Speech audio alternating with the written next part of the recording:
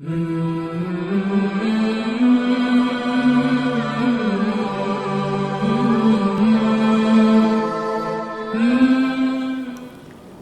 و اذکار ہماری زندگی پر کیا اثرات مرتب کرتے ہیں؟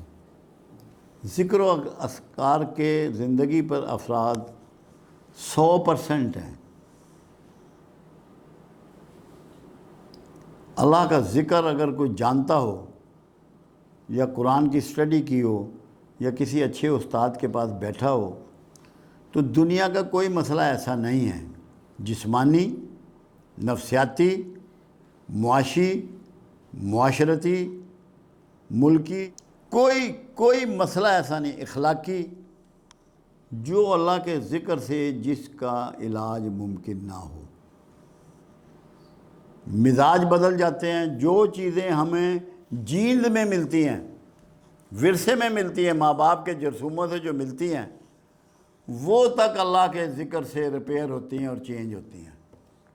ٹیمپرامنٹ بنتے ہیں جین سے، ٹیمپرامنٹ چینج ہوتے ہیں۔ میں لوگوں کو سمجھاتا ہوں کہ ہم جب ذکر دیتے ہیں، اس کا مطلب یہ ہوتا ہے کہ جو جینیٹک پرابلم آ رہے ہیں لوگوں میں، ہم اس کا بھی علاج کر رہے ہیں۔ موروثی بیماریاں، ایسی بیماریاں جس کے پاس سائنس کے پاس جن کا بھی علاج نہیں ہے، اللہ کے ذکر سے۔ کیوں؟ قرآن کا ایک چیلنج ہے کہ تمہارے دلوں کو اطمینان ہو ہی نہیں سکتا میرے ذکر کے بغیر۔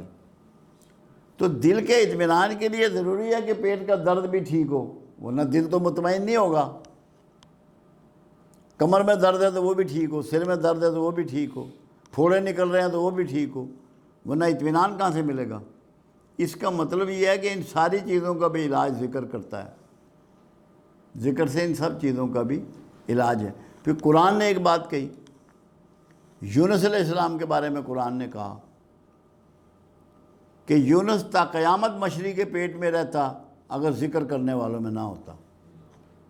تو بڑے مسائل سے بھی نکلا جا سکتا ہے اللہ کے ذکر سے، بڑی مصیبتوں سے بھی نبر آزما ہوا جا سکتا ہے اللہ کے ذکر سے۔ یہ قرآن بتا رہا ہے۔ پھر اللہ کہتا ہے مجھے میرے پیارے ناموں سے یاد کرو، میرا ایسے ذکر کرو جیسے اپنے عبادات کا کرتے ہو، بلکہ اس سے بھی زیادہ۔ یہ آپ کو کیوں کہا گیا؟ پھر اللہ کے رسول صلی اللہ علیہ وسلم نے مختلف ذکر و اذکار آپ کو گائیڈ کیے، سمجھائے۔ ایسے لوگ آئے رسول اللہ کے پاس جو مکروث تھے، تو میرے آقا نے فرمایا یا ذا الجلال والاکرام کثرت سے پڑھا کرو، قرضے ختم ہو گئے۔ تو کوئی ایسا مسئلہ نہیں ہے جس کا علاج اللہ کے ذکر میں نہ ہو۔ ہمارا پرابلم یہ ہے کہ ہم 10 دن پڑھ کے چاہتے ہیں کہ 100 سال پرانا مسئلہ بھی حل ہو جائے، کہ ہلے تھوڑی تو کم ہی نہیں ہویا، 6 دن تو انہوں ہو گئے پڑھ دیا۔ یہ نہیں ہو سکتا کہ اگر پراپر ذکر کسی گائیڈ نے آپ کو دیا ہے کہ کون سا لفظ کس طریقے سے آپ کی زندگی پہ، آپ کے پٹھوں پہ، آپ کی ہڈیوں پہ، آپ کے خون پر، آپ کے دماغ پہ اثرات کرے گا، اگر کوئی سمجھدار آدمی دے تو یہ ناممکن ہے کہ اس کے اثرات نہ آئیں، کیونکہ چیزوں کو ریسائٹ کرنے سے اثرات آتے ہیں۔ یہاں کچھ لوگ کام کر رہے ہیں، وہ سورہ رحمان کی تلاوت لگاتے ہیں، بہت سارے لوگ بیماریوں میں، اور وہ کہتے ہیں کہ ہمیں شفا ہوئی۔ کیوں؟ اللہ کا ذکر ہو رہا ہے۔ ذکر صرف یہ نہیں ہوتا کہ اللہ اللہ کی جائے، اللہ کی باتیں کریں وہ بھی ذکر ہے، نماز پڑھیں وہ بھی ذکر ہے، قرآن کی تلاوت کریں وہ بھی ذکر ہے، نعمتیں لوگوں میں تقسیم کریں وہ بھی ذکر ہے۔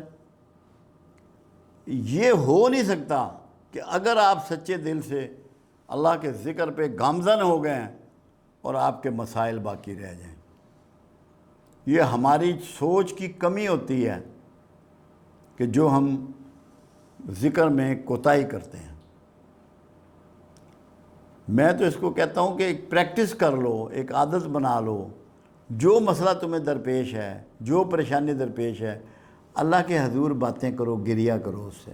اللہ کہتا ہے مجھ سے کانا پھوسی کرو، کانا پھوسی ذکر ہے، کرو تو صحیح، شرماؤ مت اللہ سے، اس سے اپنے من کی باتیں کرو، ذکر کرو، تمہارے مسئلے حل ہو جائیں گے۔ ہم کرتے ہیں نہیں، دوڑتے ہیں کہ فلاں پیر صاحب کو چلیے کم ہو جائے گا۔ پیر صاحب نے بھی آپ کو اللہ کا ذکر ہی بتانا ہے۔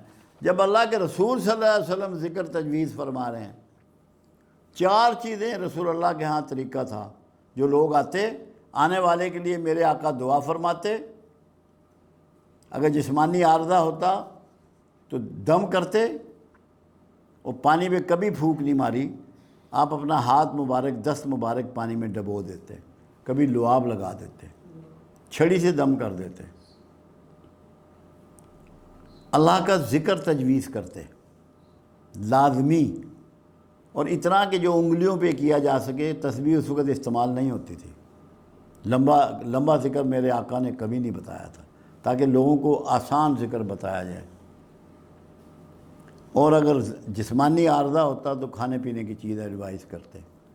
ہم انہی 4 طریقوں سے چل رہے ہیں، 5ویں کوئی چیز ہم نہیں کرتے۔ مین چیز اللہ کا ذکر ہے۔ اگر لوگ کر لیں، ہمارے پاس کوئی بندہ ایسا نہیں آیا جس نے دل جمی سے ذکر کیا ہو اور اس کا مسئلہ پینڈنگ رہ گیا ہو۔ میرے پاس تو نہیں آیا، مجھے نہیں یاد اس 30 سال میں۔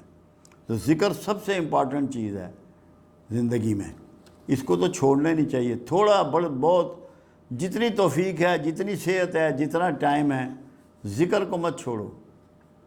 آپ جو اچیو کرنا چاہتے ہیں ذکر کو پکڑ لیں، یہ ناممکن ہے کہ اچیو نہ ہو۔ ناممکن کا لفظ استعمال کر رہا ہوں، لازمی نصیب ہوگا۔